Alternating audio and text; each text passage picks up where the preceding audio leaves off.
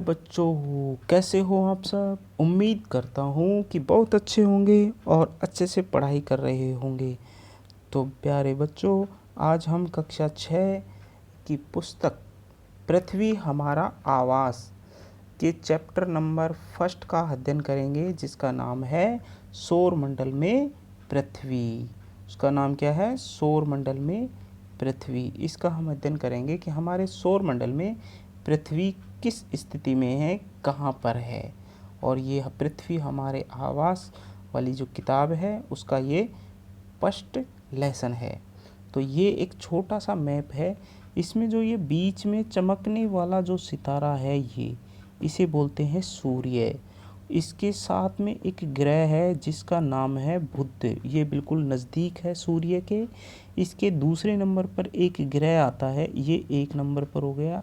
इसके दूसरे नंबर पर आता है शुक्र ग्रह। कौन सा ग्रह आता है? शुक्र।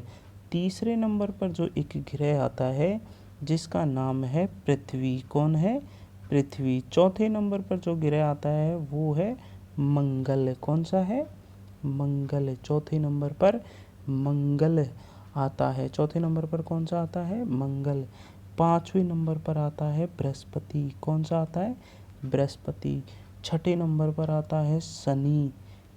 और 7वें नंबर पर आता है हमारा कौन सा ग्रह आता है 7वें नंबर पर?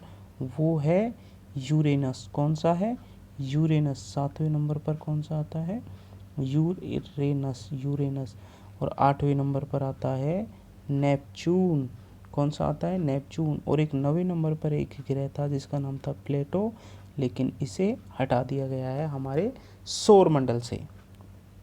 चलो दोस्तों, करते हैं अपनी शुरुआत सौरमंडल में पृथ्वी की। सौरमंडल में पृथ्वी कहाँ पर है? तो देखिए, सुनिए।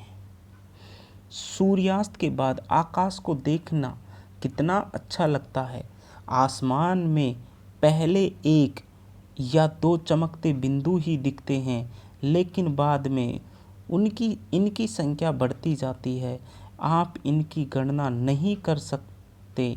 संपूर्ण आकाश छोटी छोटी चमकदार वस्तुओं से भर जाता है, जिनमें से कुछ चमकीले होते हैं एवं कुछ धुंधले। ऐसा प्रतीत होता है मानो आकाश में हीरे जड़े हों। इनमें से कुछ टिमटिमाते प्रतीत होते हैं, लेकिन अगर आप उनको ध्यान से देखोगे तो आप पाएंगे कि इनमें से कुछ की टिमटिमाहट अन्य से अलग है। ये बिना किसी टिमटिमाहट के चंद्रमा के समान चमकते हैं। ये अब जब हम आकाश को देखेंगे रात के समय में तो हमें अनुभव होगा। तो सारे बच्चे जब भी टाइम मिले, एक बार रात में जब बदल ना हो तो उसको देखें और महसूस करें कि आपको भी टिमटिमाते हुए तारे या सितारे दिखते हैं या नहीं दिखते। इन चमकीली वस्तुओं के साथ आप लगभग प्रतिदिन चंद्रमा को भी देखते हैं। यह अलग अलग समय पर अलग अलग आकार, अलग स्थिति में दिखाई पड़ता है। आप पूर्ण चंद्र को लगभग 1 महीने में 1 बार देख सकते हैं। यह पूर्ण चंद्रमा वाली रात पूर्णिमा होती है। 15 दिन बाद आप इसे नहीं देख सकते। यह नए चंद्रमा की रात्रि या अमावस्या होती है। ऐसी रात में अगर आसमान साफ है तो आप आसमान का अवलोकन अच्छी तरह से कर सकते हैं।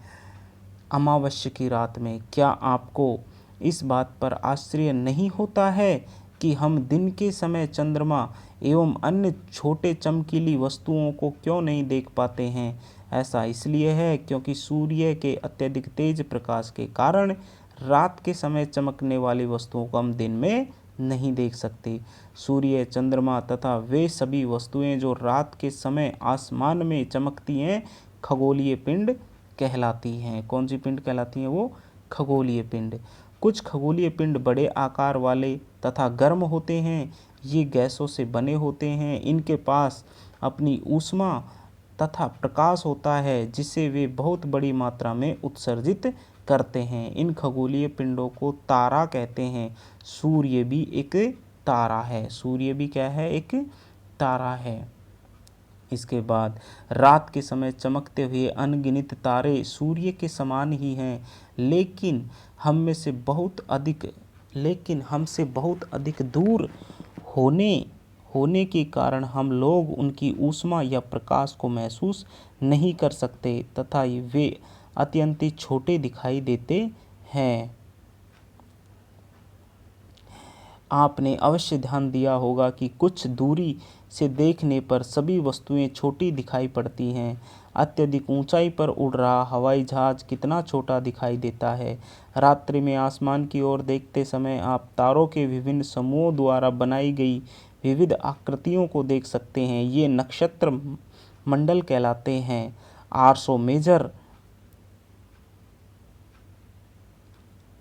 आर्सा मेजर और बिग बियर इसी प्रकार की एक नक्षत्र मंडल है। बहुत आसानी से पहचान में आने वाला नक्षत्र मंडल जिसका नाम है उसका नाम है सप्तऋषि मंडल। कौन सा ऋषि मंडल है? सप्तऋषि। सप्त मतलब 7, ऋषि मानी संत। यह 7 तारों का समूह है जो कि नक्षत्र मंडल आर्सा मेजर का भाग है। चित्र 1.1 में अपने परिवार एवं पड़ोस में किसी बड़े व्यक्ति से कहिए कि वह आपको आसमान में और अधिक तारों और ग्रहों तथा नक्षत्रों को दिखाए। प्राचीन समय में लोग रात्रि में दिशा का निर्धारण तारों की सहायता से करते थे। उत्तरी तारा उत्तर दिशा को बताता था। इसे ध्रुव तारा भी कहा जाता है। यह आसमान में हमेशा एक ही स्थान पर रहता है। हम सप्तऋषि की सहायता से ध्रुव तारे की स्थिति को जान सकते हैं। चित्र 1.1 में आप देखेंगे कि यदि सप्तऋषि मंडल के संकेतक तारों को आपस में मिलाते हुए काल्पनिक रेखा खींची जाए तो उसे आगे की ओर बढ़ाया जाए तो ध्रुव तारे की ओर इंगित करेगा। ये देखिए चित्र देखते हैं हम। तो ये जो समूह दिख रहा है, ये वाला जो समूह दिख रहा है, ये 7 तारे हैं। इनमें 1 2 3 4 5 6 7 इन्हें बोलते हैं सप्तऋषि मंडल। और इन 2 सप्तऋषि मंडल की ये 2 तारे हैं, इनको एक साथ मिला दिए गए। ये 3 तारों का एक समूह है। इसमें से जो बीच के तारा है इसको मिला दिया जाए और यहाँ से एक रेखा खींची जाए, सामने एक तारा दिखाई देता है, उसे बोलेंगे ध्रुव तारा। कौन सा तारा बोलेंगे? उसे ध्रुव तारा। कुछ खगोलीय पिंडों में अपना प्रकाश ऊष्मा नहीं होती है, वे तारों के प्रकाश से प्रकाशित होते हैं। ऐसे पिंड ग्रह कहलाते हैं। जिनका खुद का प्रकाश नहीं होता है, दूसरे तारों के प्रकाश से चमकते हैं, वो ग्रह कहलाते हैं। ग्रह जिसे अंग्रेजी में प्लेनेट कहते हैं, ग्रीक भाषा के प्लेनेटाइन शब्द से बना है, जिसका अर्थ होता है परिभ्रमक अर्थात चारों ओर घूमने वाले। पृथ्वी जिस पर हम रहते हैं एक ग्रह है। यह अपना संपूर्ण प्रकाश ऊष्मा सूर्य से प्राप्त करती है, जो पृथ्वी के सबसे नज़दीक का तारा है। पृथ्वी को बहुत अधिक दूरी से, जिसे चंद्रमा से देखने पर यह चंद्रमा की तरह चमकती हुई प्रतीत होती है। यानी कि पृथ्वी को जब हम दूर से देखते हैं तो यह भी चंद्रमा जैसे चमक रहा है रात में, ऐसे ही हमें चमकता हुआ दिखाई देता है। इसके बाद ये हमें थोड़ा सा एक दिखाया गया है, क्या? ग्रहों का एक स्वरूप दिखाया गया है कि भाई साहब यहाँ पर सूर्य है, फिर इसके बाद बुध, शुक्र, पृथ्वी, मंगल, फिर बृहस्पति, शनि, फिर यूरेनस, और फिर यूरेनस के बाद में यहाँ पर आ जाता है एक ग्रह नेपच्यून लास्ट में। इनकी दूरियाँ दी गई हैं, इसको आप अपनी बुक से याद कर सकते हो। इसके बाद हमारा जो अगला पॉइंट है, अगली जो लाइन है वो है कि आसमान में देखने वाले चंद्रमा एक उपग्रह है। जो आसमान में दिखने वाला जो चंद्रमा है वो भी एक उपग्रह है। यह हमारी पृथ्वी का सहचर है, यानी कि पृथ्वी के साथ रहता है तथा इसके चारों ओर चक्कर लगाता है। पृथ्वी के चारों ओर चक्कर लगाता है चंद्रमा। हमारी पृथ्वी के समान 7 अन्य ग्रह हैं जो सूर्य के प्रकाश एवं ऊष्मा प्राप्त करते हैं। उनमें से कुछ के पास अपने चंद्रमा भी हैं। सौरमंडल, सूर्य, 8 ग्रह, उपग्रह तथा कुछ अन्य खगोलीय पिंड हैं जिसे क्षुद्र ग्रह या उल्का पिंड मिलकर सौरमंडल का निर्माण करते हैं। उसे हम सौर परिवार का नाम देते हैं, जिसका मुखिया है सूर्य। अब हम पढ़ेंगे सूर्य के बारे में। सूर्य सौरमंडल के केंद्र में स्थित है। यह बहुत बड़ा है। एवं अत्यधिक गर्म गैसों से बना है। इसका खिंचाव बल इससे सौरमंडल को बांधे रखता है। सूर्य सौरमंडल के लिए प्रकाश एवं ऊष्मा का एकमात्र स्रोत है, लेकिन हम इसकी अत्यधिक तेज और ऊष्मा को महसूस नहीं करते, क्योंकि सबसे नज़दीक का तारा होने के बावजूद यह हमारे से बहुत दूर है। यानी कि सूर्य पृथ्वी से लगभग 15 करोड़ किलोमीटर दूर है। कितने करोड़ किलोमीटर? 15 करोड़। ग्रह हमारे सौरमंडल में 8 ग्रह हैं। सूर्य से दूरी के अनुसार बुध, शुक्र, पृथ्वी, मंगल, बृहस्पति, शनि, यूरेनस, नेपच्यून, ये 8 ग्रह हैं हमारे। इसके बाद आता है सौरमंडल के सभी 8 ग्रह एक निश्चित पथ पर सूर्य का चक्कर लगाते हैं। ये दीर्घ वृत्ताकार में फैले हुए हैं। ये कक्षा कहलाता है। जो इन दीर्घ वृत्ताकार में चक्कर लगाते हैं वो इनका कक्षा कहलाता है। बुध सूर्य के सबसे नज़दीक है। अपनी कक्षा में सूर्य के चारों ओर एक चक्कर लगाने में इसे केवल 88 दिन लगते हैं। सूर्य का चक्कर लगाने में बुध को मात्र 88 दिन लगते हैं। यानी कि अगर हम कहें कि सूर्य में एक साल कितने दिन का होता है, तो 88 दिन का एक साल होता है। शुक्र को पृथ्वी के जुड़वा ग्रह माना जाता है, क्योंकि इसका आकार एवं आकृति लगभग पृथ्वी के समान है। अभी तक प्लूटो भी एक ग्रह माना जाता था, परंतु अंतर्राष्ट्रीय खगोलीय संगठन ने अपनी बैठक अगस्त 2006 में यह निर्णय लिया कि कुछ समय पहले खोजे गए अन्य खगोलीय पिंड 2003 UB 313 सिरस तथा प्लेटो बोनो ग्रह कहे जा सकते हैं। ये बोने ग्रह की श्रेणी में डाल दिए गए हैं इनको। इसके बाद आती है हमारी पृथ्वी। सूर्य से दूरी के हिसाब से पृथ्वी तीसरा ग्रह है। आकार में ये 5वां सबसे बड़ा ग्रह है। दूरी के हिसाब से तो सूर्य में तीसरा ग्रह, और आकार के हिसाब से ये 5वां सबसे बड़ा ग्रह है। यह ध्रुवों के पास थोड़ी चपटी है। यही कारण है कि इसके आकार को भू-आब कहा जाता है। भू-आब का अर्थ होता है पृथ्वी के समान आकार। जीवन के लिए अनुकूल परिस्थितियां संभवतः केवल पृथ्वी पर ही पाई जाती हैं। पृथ्वी न तो अधिक गर्म और ना ही अधिक ठंडी है। यहाँ पानी एवं वायु उपस्थित है, जो हमारे जीवन के लिए आवश्यक है। वायु में जीवन के लिए आवश्यक गैसें जैसे कि ऑक्सीजन मौजूद है। इन्हीं कारणों से पृथ्वी सौरमंडल का सबसे अद्भुत ग्रह है। अद्भुत ग्रह है, अद्भुत ग्रह है। अंतरिक्ष से देखने पर पृथ्वी नीले रंग की दिखाई देती है, क्योंकि इसके 2/3 सतह 2/3 सतह पानी से ढकी हुई है, इसलिए इसे नीला ग्रह कहा जाता है। इसके बाद आता है चंद्रमा, जो पृथ्वी का उपग्रह है। किसका उपग्रह है? पृथ्वी का। चंद्रमा, हमारी पृथ्वी के पास केवल एक उपग्रह है, चंद्रमा। इसका व्यास पृथ्वी के व्यास का केवल 1/4 है। 1/4 इसका व्यास है। यानी कि पृथ्वी का यदि 4 है तो इसका कितना होगा? 1। इतना बड़ा ग्रह इसलिए प्रतीत होता है क्योंकि ये हमारे ग्रह से अन्य खगोलीय पिंडों की अपेक्षा नज़दीक है। ये जब हम आसमान में इसको देखते हैं तो ये बड़ा हमें इसलिए दिखाई देता है क्योंकि ये हमारी पृथ्वी के बहुत नज़दीक है। यह हमसे लगभग 3,84,400 किलोमीटर दूर है। अब आप पृथ्वी से सूर्य एवं चंद्रमा की दूरियों की तुलना कर सकते हैं।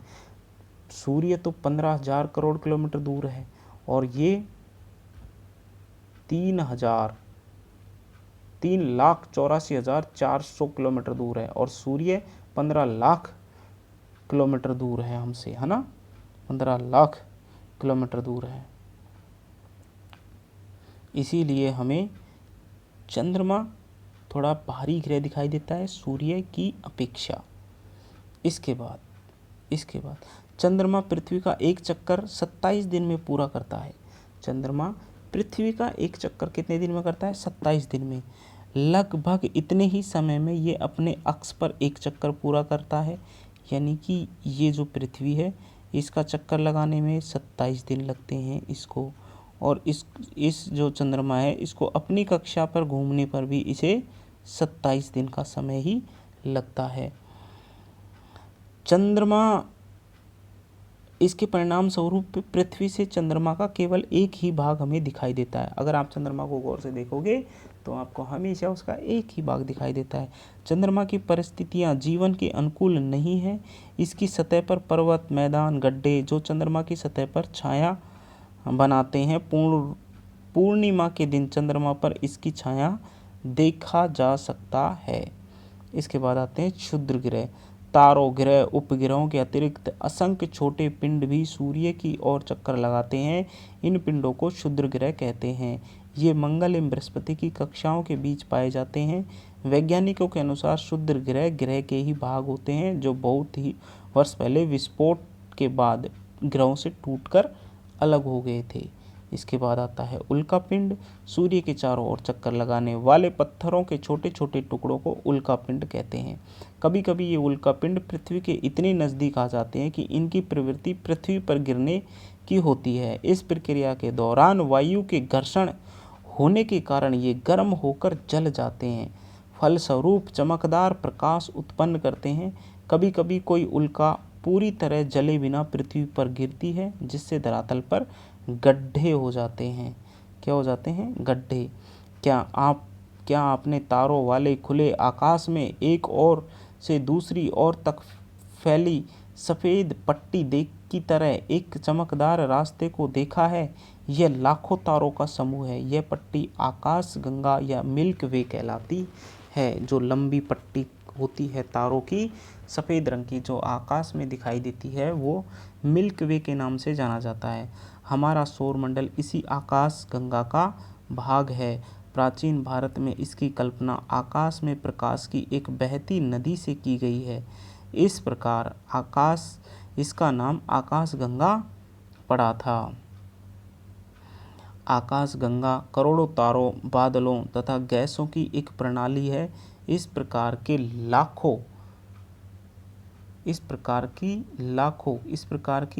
लाखों आकाश गंगाएं मिलकर ब्रह्मांड का निर्माण करती हैं और ब्रह्मांड की विशालता की कल्पना करना अत्यधिक कठिन है। वैज्ञानिक अभी भी इसके बारे में अधिक जानकारी एकत्रित करने में जुटे हैं।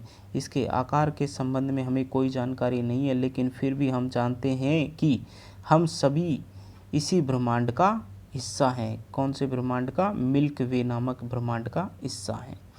तो ये हो गए हमारे आज के चैप्टर की रीडिंग कंप्लीट। इसके क्वेश्चन आंसर हैं, ग्रह और तारों में अंतर क्या है ये आप बता दोगे। सौरमंडल से आप क्या समझते हैं? सूर्य से पृथ्वी की दूरी के अनुसार सभी ग्रहों के नाम लिखने हैं। पृथ्वी को अद्भुत ग्रह क्यों कहते हैं? हम हमेशा चंद्रमा का एक ही भाग क्यों दिखाई देता है? ब्रह्मांड क्या है? चलो दोस्तों, बाय बाय। पढ़ते रहो, मुस्कुराते रहो, खेलते रहो। ओके।